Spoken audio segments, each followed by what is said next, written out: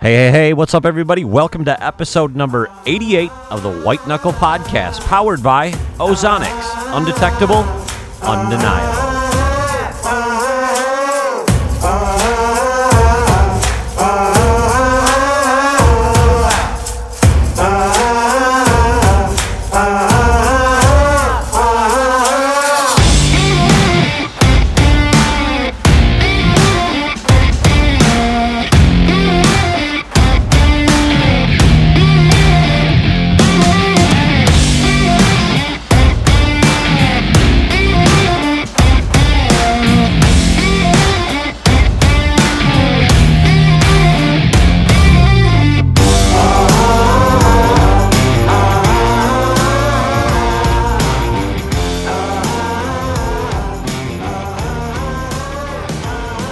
Hey, what's up, everybody? Welcome back to the White Knuckle Podcast. I feel like it's been forever since we published an episode, because it really has. It's been since the first or second week of November when, well, we all lose our minds, and I guess I found mine, and I'm back. For those of you who haven't heard, Todd's not going to be with us tonight, but Todd and Katie had their baby this last week, so we want to congratulate Todd and Katie on the birth of their son, Baker Allen Pringnitz. So, gosh, Todd's got a rude awakening coming. So everybody say a prayer for Todd. With that, let's get on with the show. We've got Jeff G. from the Hunting Beast. Hey, everybody. Welcome back to the White Knuckle Podcast tonight. First of all, we're back after a 4 or 5 week hiatus due to all kinds of different reasons. One of them is that we were all hunting. Tonight I'm joined by Jeff. Tonight I'm joined by Jeff Giencke from the Hunting Beast. I'm so used to calling you Jeff G. I don't even know that I ever memorized your last name, but I have written it down and I won't forget. But we started this show off once, and you said something that sort of caught my attention to begin with. So I hope we can start off there. Yeah. You sort of mentioned that you're back to where you started, in essence. Is that what you said? Back to starting, in the marsh, or back to where I started to learn how to hunt? Back to where you started in terms of your tactics in this time of year. Yes. Okay. So I did understand it correctly. Yeah. Good. Yeah, we, the first part of September, we know the bucks are going to be in those bedding areas, those primary bedding areas, and they're there because it's a safe, secure spot, and they've got to eat. And September in Wisconsin is prime acorn dropping time. So on these peninsulas or points or islands that we've kind of found in our previous scouting, we know to key in on those because that's the first available food and the closest to their bedding, so they're going to hit that spot right away. That's a hot food source, and you got to hunt it while it's hot and while it's dropping, because there's not a lot of oak trees out in those cattails. So obviously, pretty simple, bed to food, but you're not keying on necessarily food in general. You're keying on the first available food source from that bed. Exactly. Okay.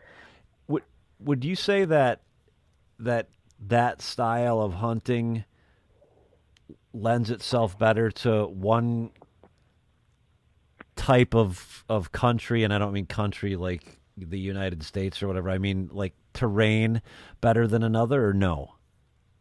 To hunt the first available food source? Is that what you mean? Yeah. Yep. I think like the marshes, that's prime for that. I think when you start to get into like hill country, you get to these big crop areas. You know, it's huge bean fields, it's huge corn fields, it's things like that. I wouldn't necessarily key in on those kind of things. If I was going to key in on a food source, I'd be making a food plot of something that's small and something, that's going to draw them in, like a little micro plot, something that they don't have all of the time, and it's something that they're going to want to go to. I think that's partly why those acorns, they're only available for so long, and once they're gone, they're gone. Then they're going to move on to the next food source. So It's That's why when we do that down here, you hunt it, and when you hear him dropping, you know you've got to be in there. So it's just a matter of hunt that hot sign. If he doesn't come out right away, you can go back and kind of play the wind and maybe sit a different tree. Mm-hmm. And when he comes out of that bed, if you haven't buggered it up or anything like that, and you can get a few hunts out of different islands or peninsulas of those dropping acorn things. But man, when they're hot, you get a lot of deer action in there. Right on. Let's fast forward then, if we can.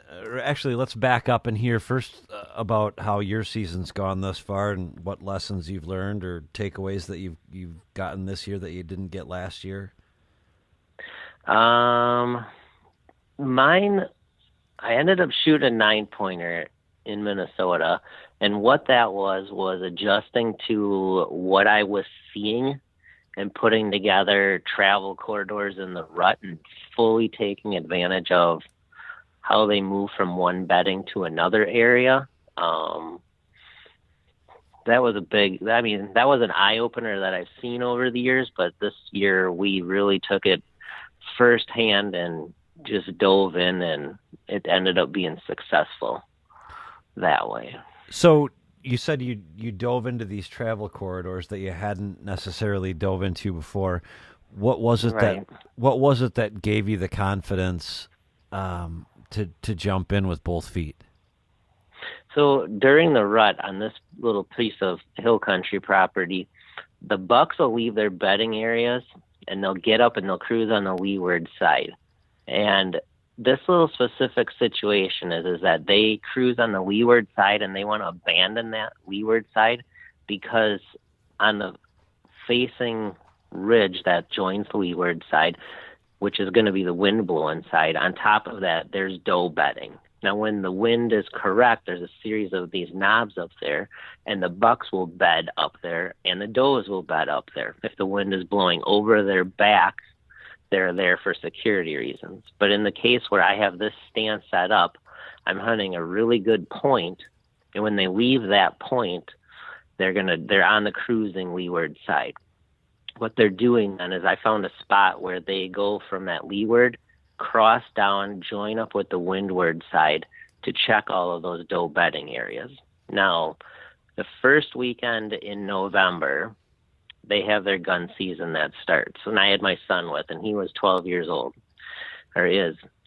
He sat with me this year, and we usually have this stand up there, and it's a shotgun zone, so you can't shoot very far. And plus, I don't like to take long shots anyways. The stand location is at the top third. I've had this stand location at that top third for the last 10 years, and I can almost shoot a good buck there every year. Now, there's really good genetics up there, so one of the things like Dan always harps on me is like, you got to let those 2.5, 3.5s go so it can turn into really big bucks. Well, now you're talking a 2.5 or a 3.5. That's anywhere from 125 to 140 inch deer. And for me, I got a hard time letting something like that walk. Gotcha. So we're sitting on this top third, and it's about 1:00 in the afternoon, and all of a sudden my son Jameson says, "Dad, there's a buck down at the bottom of the ditch." I was like, "Really?"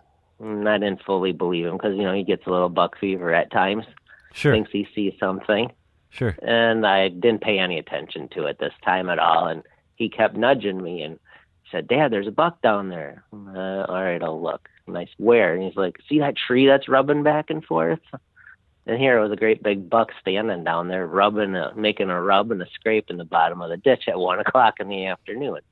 So, all right, fine, you caught my attention. So I turned the camera on, and I was videoing him, and I've shot many of them standing right where that buck was. But I said to Jameson, I said, "Well, you're the shooter," and I said, "Well, if he comes up closer, we'll take a shot." So he's sitting in the stand. He's got his shooting stick all propped up, and he's telling me, "I got this." And it's like a 125-yard shot. And he's shot a buck a couple years ago at a lot closer, like 30 yards. And I didn't want him to take that shot and have a bad experience, or wounded, or I didn't want to go there. So I said, "Well, if he comes up closer, you can take the shot." Well, that buck, he hung up down there, and there was some does that he was with, and he ended up leaving. So, he became heartbroken over it. So he came back like another 2 hours in the same exact spot. And then he worked up about 10 more yards and held up down there. And I said, no, I got to call you off. I said, that's too far for you to shoot. I said, if he comes up closer, fine, but let's just wait and hold it out.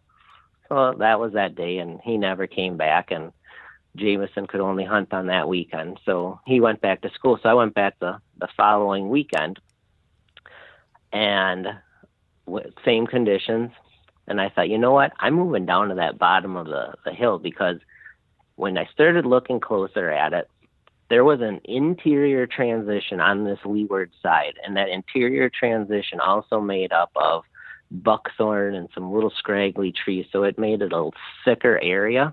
Mm-hmm. And I do believe these bucks were cruising that bottom third, okay, which we always talk about how bucks are going to walk the top third in hill country for thermals and all of this stuff. But what they were doing is they were starting at the top third near where their bedding area was. They were then kind of walking a diagonal down, joining up with that bottom third in the afternoon, which goes against everything we say. But they were down in that buckthorn thick transition area. They felt safer, I believe, in that for security, because at that top third, you started to get more of these mature oaks and the big crowns on the trees, which choked out so much light. But for some reason, that buckthorn has started popping up down there, and that buckthorn, once you get that growing, it'll just spread like wildfire. So it's real thick there. But that's the spot, too, where they like to cross and then run up to that top third. So to get back to the point here, we were hunting the top third with the stand. I ended up moving down to that bottom third, got halfway up the tree with my climber, looked around, and I was like, this isn't right. So I got down, and now we're about like 3:30 in the afternoon on this day. And I got down quick, and I moved over on the hillside. I made a move probably about 40 yards. So I'm still at that bottom third, but I'm closer to that thicker transition. And I'm kind of scurrying up the tree, and I've got my gun on my shoulder. I had put a slug in it, got up about halfway up the tree, and I look over on that wind-blowing side, and here's a deer standing there. And right now, because it's across from me, it's about eye level with me. And I'm just thinking, are you kidding me? I'm busted. I'm looking, and it's a buck. I'm like, you got to be kidding me. This can't happen. So I sat there, and I looked, and I just froze. And it was only like a 6-pointer, not a big one. And I just froze and watched him, and he milled around that spot, started eating, went down to the bottom of the ditch. And he started coming up halfway up towards me, and he got 30 yards away. And I don't know if he lost interest, couldn't figure it out. I mean, he was a young buck, didn't have an idea or what it was, or he was just stupid. So he's just feeding there. So I'm pulling down the straps, on the top of the climber just to lock it in. I'm standing there. I'm only 15 feet off the ground. I wanted to go 30. And I've got the gun in my hand. I don't have the camera gear on or nothing, So I'm in the back of my head. I can just hear Dan screaming already. And that buck is just standing there eating away, no cares in the world. So I look up on the leeward side, and where I know that buck's bed is, more towards that point, I just started seeing a big black blob working its way closer and closer and closer, and it gets to that bottom third elevation, and it's coming. I could see it's got a big rack on it, and the little buck is just staring at it. And the big buck gets closer. He's 50 yards, and then gets to about 40, and the little buck's probably about 10 yards away. Well, the big one couldn't stand the little one, so I had that distraction going in my favor, so I could start to move and get things ready. And up there, you got to have 4 points on one horn to be a legal buck. So I knew he was outside his ears, and then I counted 4, and the little buck started getting real nervous, so he was backing up, and the big one's bristling up. Well, they were in that buckthorn, the thick stuff, and he turned sideways, and I let him have it, and he ran away and tipped over just out of sight. So, yeah, that wouldn't have happened if I was up at that top third. So you got to adjust to it. I mean, and that goes against everything that Dan or I preach, or most of the hill country videos preach. But like Dan said too, he's like, if you see something happening, you can't just watch from a distance. You need to move and put yourself in the game. He's like, there is no absolutes that they're always going to travel at the top of third or the bottom third, Sure. Things like that. You got to go with what you're experiencing at the moment, the current condition, the current sign, so that was awesome. That was pretty damn sweet. So I was happy to have that play out that way. And that buck then, when I ended up going up to him, that was a buck that I had been playing cat and mouse with the whole month before. Oh, really? I had that buck about a month before.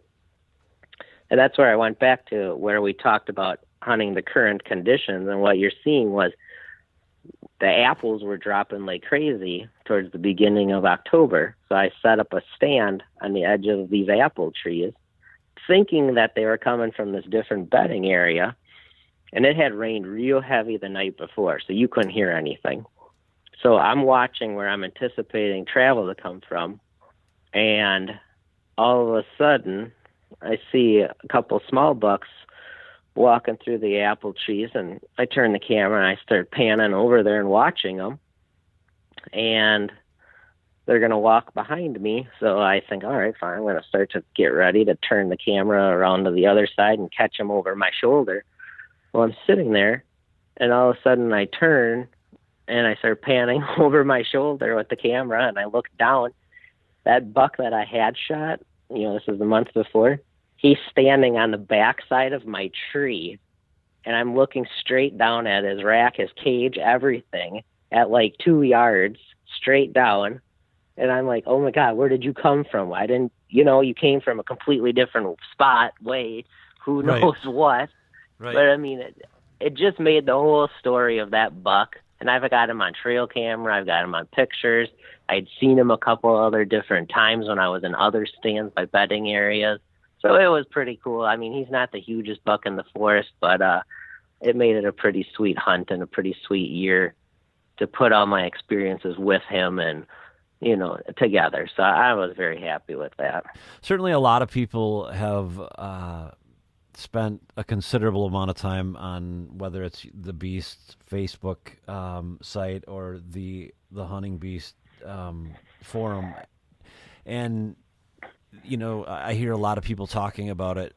And do you think that people get too stuck in the mentality that it's just that upper third and get a little bit narrow-minded when it comes to that? Is that a mistake that you hear a lot of people making? Yeah, I don't know if I would say it's a mistake or whatnot, but I definitely think that when someone's learning these methods, they try to think of like a checklist and say, okay, I've got to find the bed. The bed's going to be on the point. The travel corridor is going to be on the top third. So they get into this mode of, okay, I've got this checked off. I've got this checked off. The stand's got to be in this spot. And I think it's easy to overlook those other small micro details that tell a little bit more of the puzzle. Because in hill country, when you're scouting in the spring, you can, if you find a good leeward side, you can find multiple trails going all the way from that top to the bottom of the ditch. Right. And what that is from is because thermal pull, wind speed, the sun pounding on that hillside, if it's cloudy, if it's not. And those are all small, tiny things that just take years and years and years of experience and failure to put together. But I mean, a good general rule of thumb is, a lot of that cruising will take over at the top third. If you're playing the averages, I think that's a great spot to start. And then you start to add in these other layers to advance your game. But if you're just starting out with it, great way to start is with the third and in general. Sure. I think for me personally, I had a, I had a, I'm not going to say a horrible year, but it was a struggle from the standpoint. Um, well, Iowa was just a nightmare, and that'll be Mhm. a whole nother show.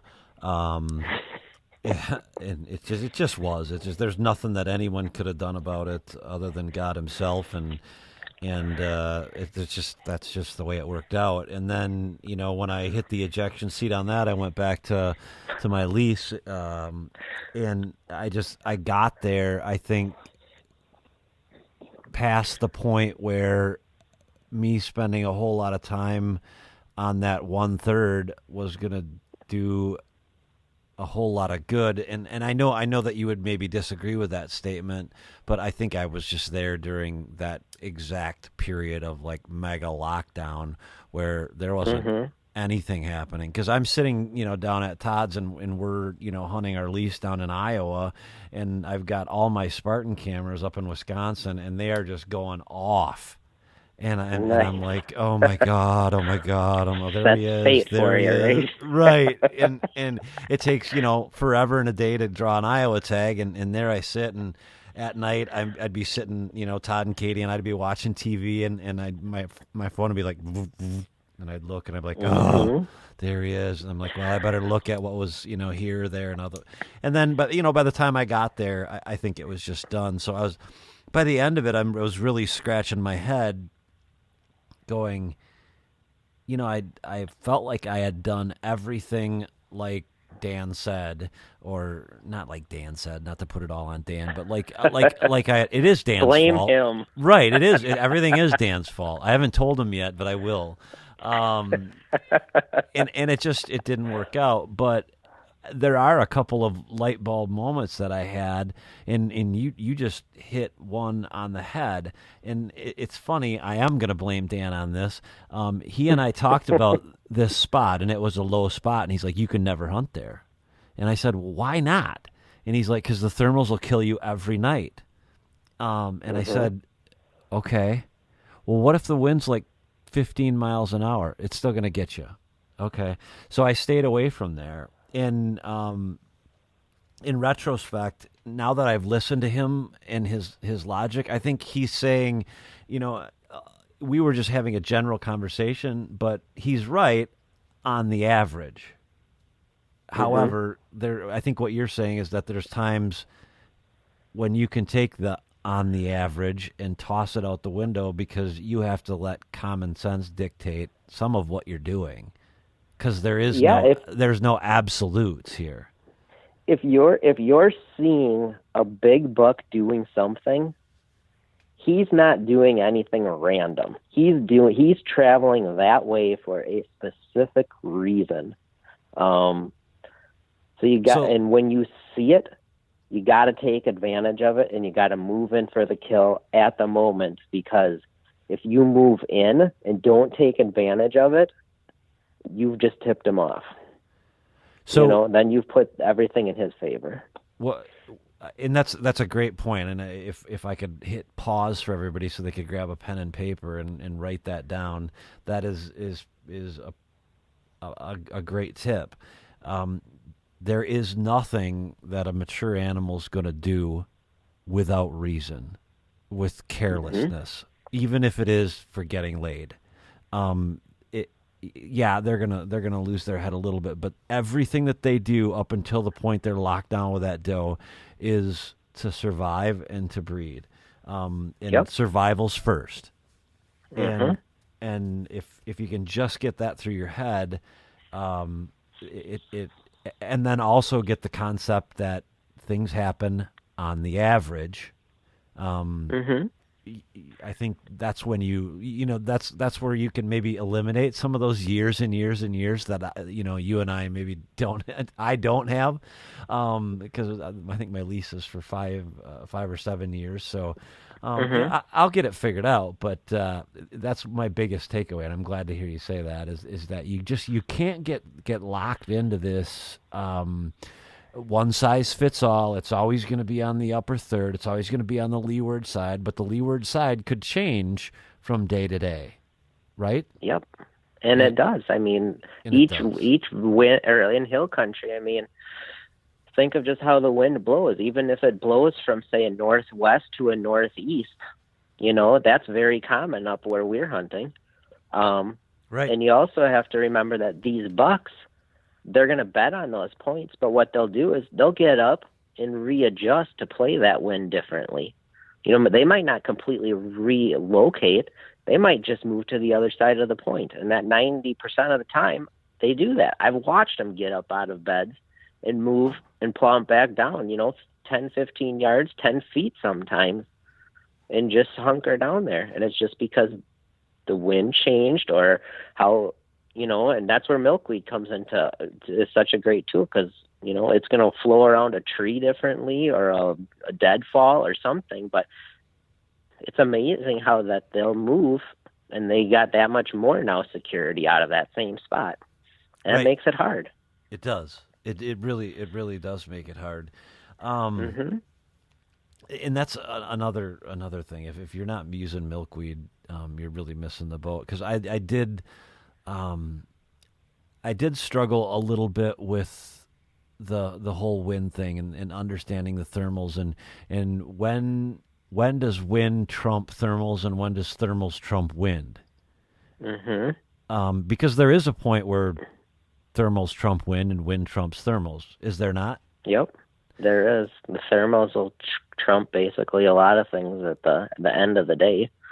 Right. Once that sun power starts to go down in hill country, that's how you're describing it, is those thermals are just going to start to plummet and run back down the hill, and they're going to take your scent down. So when we're trying to hunt a hill country bed, we're trying to set up a little bit lower on that exit trail that we think he's going to leave.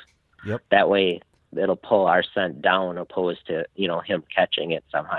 The very dangerous part of doing something like that is what you've done now is you've basically become almost eye level with him. Right. Depending on the pitch of your hill. And that can be a challenge right there of, trying not to be busted. And I don't know about your hill country, but mine is it's rugged in a lot of parts. Now, the part that Dan and I walked together is just a small part. When we did that video here this spring, that's just a really small part of the basically 500 acres that I'm looking at. And well, for instance, on the part that Dan didn't walk, I shot a coyote there on November 13th. I shot it underneath me, and it rolled down the hill nearly 100 yards. That's how steep it is.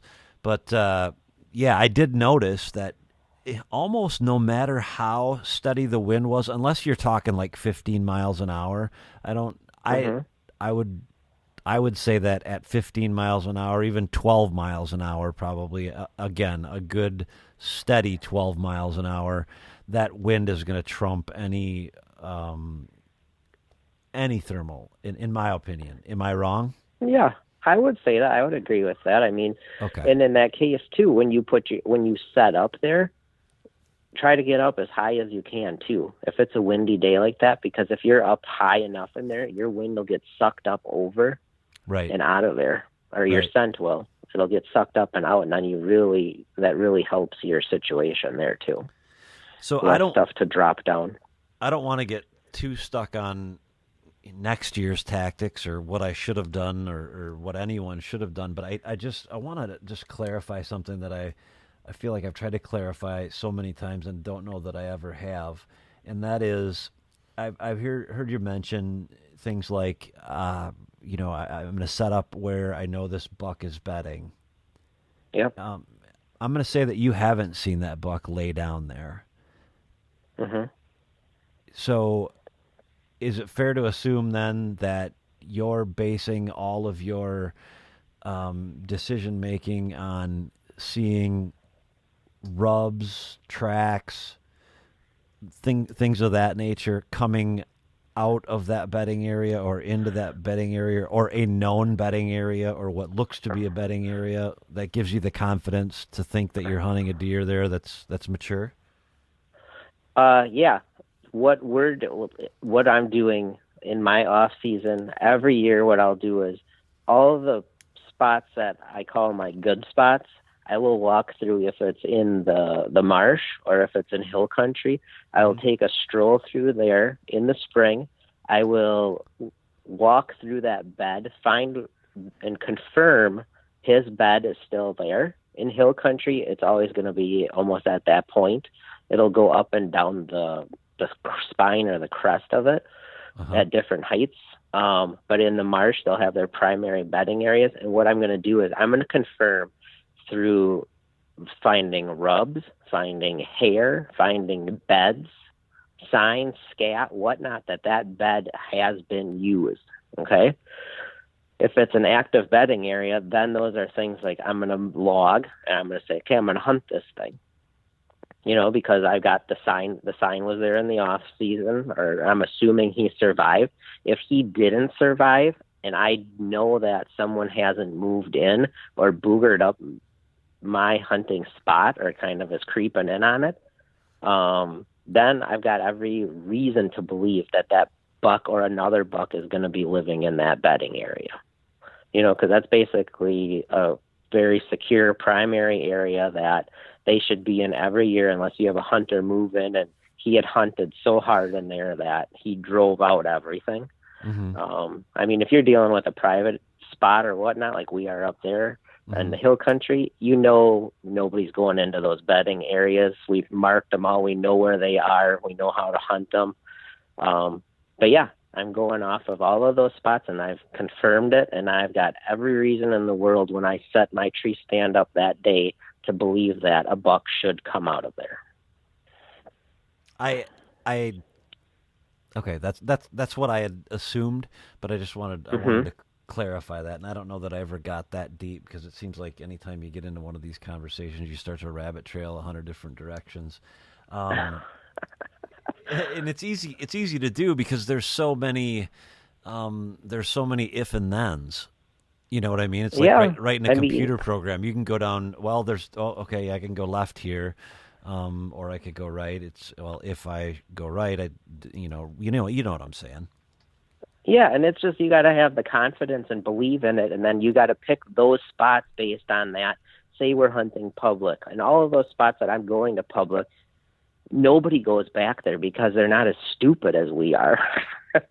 Right. Or, you go back there and it's like, why the hell am I walking this far back, to kill a buck? And then it's like, I got to make a trip out to get a cart or a sled and make a trip back. It turns into quite the ordeal. And a lot of those spots are remote because nobody in their right mind really would be back there. We've run into a few people over the years, but then, you take that into account, and then you're like, okay, well, I'll scratch that one off and relocate. And, you might come back 3 years later and he's hunted it for, 2. And now finally a buck has moved back in there because he got sick of not seeing anything. So you got to take all of that into account. They might apply pressure to it, but it'll come back to life. These areas might cool off, but they'll heat up back again when pressure takes itself away. Well, let's transition over into what lies ahead. You've still got a Wisconsin tag in your pocket, I'm assuming. I do. And I do. And by the time that this airs, antlerless season will be over. We're going to have yeah, that's fine. Dan's still pissed about that, isn't he? He's always pissed. Antlerless season will be over, and it's going to be game on again. Yes. What are we going to find Jeff doing? Well, you got about in Wisconsin during that period. I believe it's a week or 2 weeks that we've got in there where we can shoot at a buck. Yep. What I'm doing is I'm finding some spot that has got food near bedding. If you can find the food this time of the year, bucks become very vulnerable to their stomachs. So I'm going to try to find a spot, between bedding and food. I'm going to try to get as close. I'm still going to bed hunt. I'm going to get as close to that bedding area as I can. A huge thing this time of the year is that say you do get eyes on a buck, and you see him and you don't booger it up or he doesn't catch on to you, get your butt back into that same spot and hunt it, because they get to be very patternable. What they're doing now is they're just a slave to the stomach. They're going to go back and forth, back and forth. That's all they're going to do. You're going to start to see more activity in daylight time. What we noticed this year, too, this is a good thing to share, and a challenge that we had. When we were gun hunting in the marsh, if you recall, it got real cold in the beginning of November, and things started to freeze up. And when those marsh bedding areas start to freeze, the deer absolutely hate it. We noticed that the deer, from being in the spots that were water covered and then had high spots or dry spots where the bedding occurred, they were abandoning those in the beginning of gun season. And it ended up, Dan and I believed it to be because they hate sliding around on that ice. It can't support them. They cut their legs up. It makes a ton of noise when they're trying to move around. We adjusted our tactics then, and we focused on that transition area that was just off of that bedding, those bedding areas. So it was a little bit drier. It was more brushy. It was more on the mainland of bedding areas and things like that. So that's where we ended up finding these deer relocated to. And once we found that, we started getting into more encounters and things like that. So right now our marsh is going in this transition thing. It's starting to freeze back up again. Yep. The real remote islands, once it's froze up, I start to see a lot of the big bucks moving back into those. And those can be hot spots because they're just surrounded by a sea of cattails in there. So I've set up on those in the past. I'm going to probably do a few encounters or a few sets like that. But I've also have some ag fields that have been picked that aren't far from those setups. So I'm going to, be in between those two, just off of the bedding. But we're still focused on bedding. We almost focus. That's one difference between where Dan and I are. He'll focus bedding year round. I'll focus bedding the beginning of the season. Then I'll shift over to like a rut tactic of a cruising area. And then I'll switch back over to like bedding with food related to it. And then I have food in the beginning too, acorns, apples, water sources, things like that. But that's the difference just between the two of us. That's nothing. I mean, everybody's got to tweak their techniques to the style that they like and things like that. But yeah, now we can't all be brothers. No. Right now, if you find food, you're good. You got some private that you can put a food plot on, you're sitting in a really good spot. Well, hunting with Todd down in Iowa, I hate to say his whole season is set up around these kill plots with, real world wildlife products. Makes a great product, and the Deadly doesn't. It's got 12 different products in it, 12 different seeds in it that really take care of just about any time of year. So you can plant that early season? No, you'd want to plant that. You can plant it in late August or late July, August, September. On the plot that we put in for me, it was supposed to have been for me, although I only got to hunt it once. Send me those coordinates. I'll go over there next week for you. Yeah, well, yeah, exactly. I have put in a lot of miles back and forth to hunt that area recently, and now, of course, the gun season is on down there. So, I'm not giving up on Iowa. I'm just taking a break from Iowa, just because I get brain dead. And I have Tuesdays off, and I leave here at like 8:00 in the morning on Tuesday, and beat feet down there. I'm there by noon. Todd and I talk for a while, talk tree thrasher stuff or whatever, and then I go hunting. And it has not worked out. I don't know why it hasn't worked out, because I'm in the right spot. I know that he's there. There's only been two bucks the whole season in Iowa that I would have shot. and that's just that's unfortunately the year that we had there. So the EHD EHD absolutely decimated the population of deer in a very, very small area around Todd's Place. It's crazy. We wouldn't have known that had we not talked with the game warden. But that's another unfortunate. Yeah, it is. But everybody can feel sorry for me. But none of that's going to help me get a tag next year. I'll have to wait 2 more years. But I don't even remember where I was going with all that. But anyway, yeah, I've spent a lot of time hunting those food sources. But when I think a little bit ago you said hunting a food source close.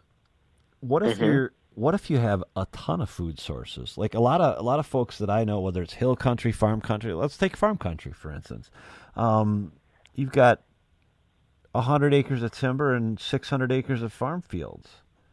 What is it that you see successful folks doing in that situation this time of year? I'm keying in on where the bedding is.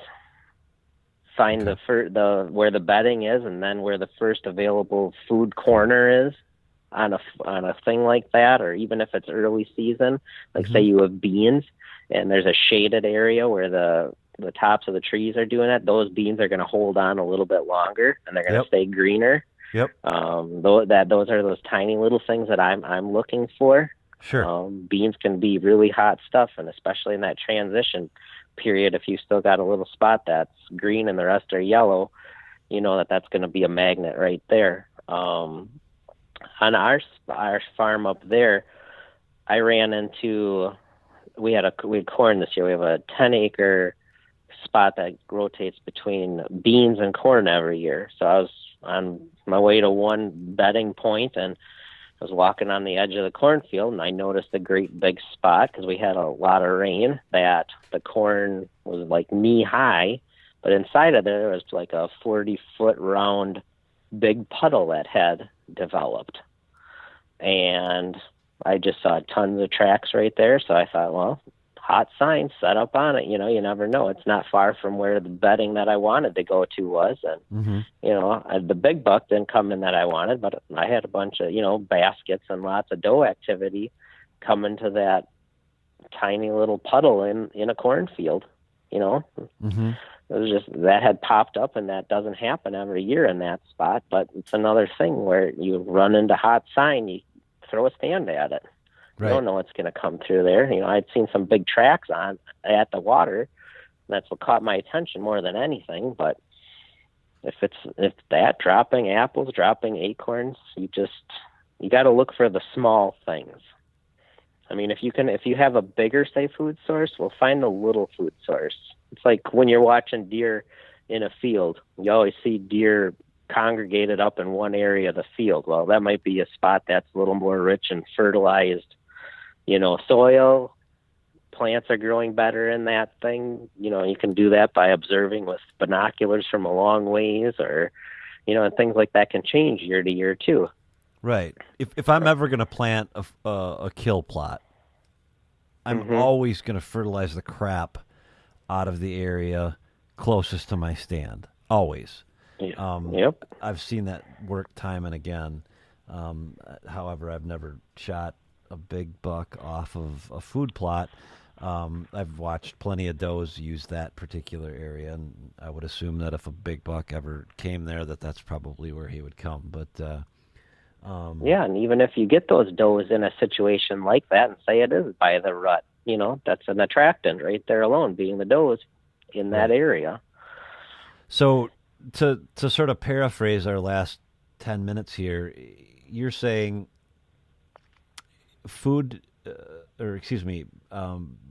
bed to food, first available food, no matter what terrain, it's going to be first available food. Again, on the average, you got to take things like security. If a buck's got to go through 400 acres of open maples to get to a prime food source, where he can get maybe to a different food source that's maybe a secondary food source, if you will. but he's got a lot more cover getting there. He's probably going to go to that secondary one until it's dark and then head over, correct? Well, my thing would have said was good luck getting that thing to move out of that security zone or safety zone that he's got right outside of that bed before dark, Mm-hmm. If he's got to travel that far to get to food, he ain't making it there in killing hours, Okay, so I guess that's a good point to make. How far is too far? Well, I just always go. I know this is what my rule of thumb is. In the off season, when I'm in the marsh, I'll crawl in the bed, and I'll sit there and I'll look out of that bed, and as far as I can see, and I'll pick my tree that way, just so I'm out of his visual. How far he can see a direct path to the kill tree that I need to be in. Right. So I mean, in the cattails, you're a lot closer because of cover and things like that, and more security on that side. So I mean, that can be 50 yards. Hill country, you might be talking 100, 120 yards. Mm-hmm. There's less cover, and on that point, they can see way farther away. That's the hard part about hill country. You can't get away with what you can get away with in a marsh. No, hunting a buck bed there. I agree with you. I learned that the hard way a couple times this year. Anything else you can think of before I break off into a couple other things that are not necessarily not deer related, but maybe more hunting beast related? Just be mobile. Move. Don't hunt the same spot. That's a huge thing, and I think a lot of people, when they try to hunt beast style, they're going into an area that they're not familiar with, and once they become familiar with, say, a tree in that area, that they tend to always land and migrate back to that same spot and overhunt it, and then they become very predictable. A deer starts to pick up on that. So a lot of the things we try to just encourage is as people, if you're going to hunt a, say, primary bedding area, hunt it on different off winds, being that the wind may blow in one way one day, and on another day you might be hunting the other end of this thing, but you are in a completely different tree. The buck may exit one way that day, might exit the way you're going the second day, And that's another thing is that a lot of people think or hear you can only hunt a bed one time. That's not true. You can, they leave that bed multiple different ways based on what they want to do that day. They're not going to get up and leave with the wind at their back or leave and go with the wind in their nose. They're going to go because they want to go that way for food, or they want to go that way to find another doe, or they want to do what they want to do. You just are taking a gamble of like, here's this exit trail and this exit trail, and you're banking on one of them. Right. So you can kind of do it that way and get more than one hunt out of a situation that way. Right, and don't get so stuck or set in the mindset that it's got to be this or it's got to be that. Again, when you're talking about this, Bronson Strickland, guy from MSU Deer Lab that I've done several podcasts with, he loves to say on the average, because he would be the first to point out, after doing hundreds and hundreds of different deer research hours and different projects, it's never ever been 100%. It's on the average. This is what they're going to do. Yep. That's a good rule. Yeah, definitely. So what's new with the beast? What's going on with everything over there? Anything new going on coming up here this year? We're just dealing with Dan and trying to get him a deer. He's going to love that you said that. Oh, no. He's plugging away. He's having a good season. We're having lots of fun. Lots going on. We got a lot of different videos and content coming at you. The next big thing that you'll hear probably from the Beast is scouting workshops. That's going to be coming up probably in January. We've had a lot of people inquiring about that. So what I think we're going to do maybe in the next couple of weeks is come out with some dates. So if people have to reserve vacation or things like that, or hotels or airfare or whatnot, then we can kind of accommodate their needs. So Sure. we'll probably be doing some in southeast Wisconsin, some different marsh ones. So if you did come to some last year, we tend to do a rotate and do a different area of the marsh so that you're not seeing the same thing. We have more examples that way to share with the same group if they want to come back. We might do another one up at my place in Hill Country. He's twisted my arm a little bit on that one today because I told him, I said, there's like 4 really, really big bucks that nobody killed this year up there. And I was like, do I want to put any pressure on there or not? It's, off-season scouting, but I think we'll end up doing something up there maybe for a 2-day back-to-back thing and offer some groups up there. So if you're around, Jason, you should come up with us. Yeah, I know I was going to go last year, but yeah, did it snow one weekend and get canceled, and then I got sick? Yeah, it did.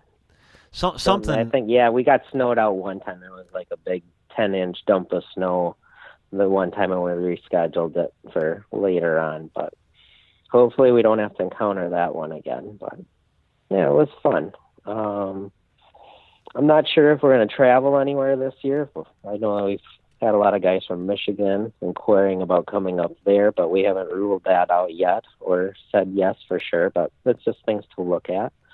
And I think Dan's going to be working on another chapter of the Hunting Bedded Buck series. So he's trying to come out with one of those once a year. So, awesome. Yeah, a lot of things going on and keeping busy on the forum and all the social channels, and just bring new tips and tricks and content and keep everybody entertained. So I saw recently, looked like Jake hunted with you guys from the hunting public. He did. He came down for 2 days. A couple of drives. Yeah, awesome. I had, that was fun. I had more fun the last day of gun season with a couple buddies than I have had. I haven't been a gun hunter the last 10 years just because by the time I get to that point, usually I'm so burned out because, I hit it hard whenever I can. And my partner at work, the sales manager, I'm the finance manager now. So the sales manager loves to gun hunt, and I would just as soon give that up to him. So I'll run the store for that one day, and he can run the store and do my job while I'm gone for the better part of November, at least the first half of it. So, but on that Sunday we went out and we just decided to go have some fun on some public ground, and we had an absolute blast just putting on some slow, methodical deer drives, looking at stuff on our Ozonics, thinking about how we can use the terrain to our advantage, use the topography to our advantage, and then wind bump deer so that they're not hauling ass out of there. And a 40-acre piece of marsh took us an hour and a half to very methodically get through. But at the end of the day, I think there was four deer. Yeah, four nice. does. Yeah. You did great. Yeah. I put on a shooting exhibition that any grown man should be ashamed of. That's cheap. Oh my God. I do have the pictures to prove that on 2 of the 6 shots, I absolutely center planted 2 buckthorn, actually 3 of the 6 shots. 2 of which I centered buckthorn trees, and the third one I grazed an oak tree. So that's not my fault. Did you go back and cut it down and put it in the man cave? No, I didn't. You can't use saws on public anymore. Or maybe you never could, but anyway, yeah, it was just a ton of fun to get out and do stuff like that. And we all love bow hunting, and let's be honest though. At the end of the year, it's probably mentally good for all of us to just go have some doggone fun and Well, get with so your true. buddies and go do a drive. My God, that's a blast. I don't care, it's just is. fun. It's fun. Well, that's this year we struggled down here. And it was because a bunch of idiots decided to put together a video on how to hunt cattail marshes during gun season. I wonder who did that. And we ended up running into some other guys on the public that were doing similar things that we had said. Right. And we can't be mad. I mean, we're all about educating people and having them get out in the field and make a memory. I mean, it's their public as much as it is our public. So you can't bitch and moan about it. Right. What it forces us to do is look at how they're going to apply their pressure, and maybe we need to find a few new spots to add to our tool belt for next year. But I love doing that with them. It's so much fun. I mean, you're giving each other a hard time if you miss or you get one. Everybody's happy no matter who gets it, Right. It's just, it's all about the tradition and the camaraderie. And like you said, you work so hard bow hunting and in the off season planning and talking about it and strategizing. And it's fun just to, you're still using tactics during that time. It's not like you're just going out there and blazing away. Everything you're doing is for a reason. I mean, you're doing it in a certain way. And it's awesome. It's so much fun. It gives you just a little bit of a break, and then you get back and try to freeze your butt off and find one in a bed on the way to food. Right, exactly. Because this time of year, it really takes some strong willpower to stay at it. It does. You can get damn cold fast. Yeah, and you know what? This whole year has just been brutal. This whole year has been brutal. Especially the rut was way crazy, ridiculously cold. But anyway, okay. Well, tell us how we can find your content. Where the best place is to either hear you or see you. Head on over to the Hunting Beast Forum. You can check us out there. There's lots of good tactics and threads that everybody can chime in on. That's always growing and a great way to communicate. And what we do also have is a Instagram page. It's The Hunting Beast. You can find us there. We like to post some pictures. And we also have a Facebook, and we have a private group on Facebook that you have to apply to get into. And we just did that to kind of keep it a small, tight group community. I shouldn't say it's small anymore. It's approaching like 6,000 people. So it really took off well. And there's just different ways of people to share, post pictures, and not one or the other is better than each other. It's just how do you feel comfortable in communicating and sharing and growing as a hunter. Right on. And that's about it. Cool. So. Well, hey, thanks for taking the time and good luck the rest of the way, and hopefully we can. Same to you. Yeah, well, I'm definitely going to need it. I'm going to have trouble carving out the time between trying to get to the ATA show in January and all that stuff. So it'll be we're going to cover the ATA show again, like we always do, or like we did, and that's 4 days of vacation. So I don't get my vacation replenished till February. So I'm pretty well stuck hunting Tuesdays and Sundays, but anyway, well, good luck and definitely stay in touch. And thanks for taking the time to talk to me on a Friday night. Well, there you have it. The White Knuckle Podcast is officially back in business. So thanks for tuning in. Again, like I've said 100,000 times, if you haven't heard already, Ozonics, who is our partner and really who's the folks that make this podcast possible, is now factory ship direct. And from now until, December 18th, you can buy a HR HR230 and get a free XL battery and neoprene skin. Again, a free XL battery and a neoprene skin when you buy an HR230. And all you need to do is use the podcast Jolly, Jolly 18. Again, use the promo code Jolly at checkout, Jolly 18 at www.ozonicshunting.com. Again, free XL battery and a skin when you buy an HR230. Use the code Jolly 18, Jolly 18. No uppercase, lowercase, just all lowercase, Jolly 18. And you'll get a free XL battery and a skin when you buy an HR230 from Ozonics. With that, I will close out the show for today.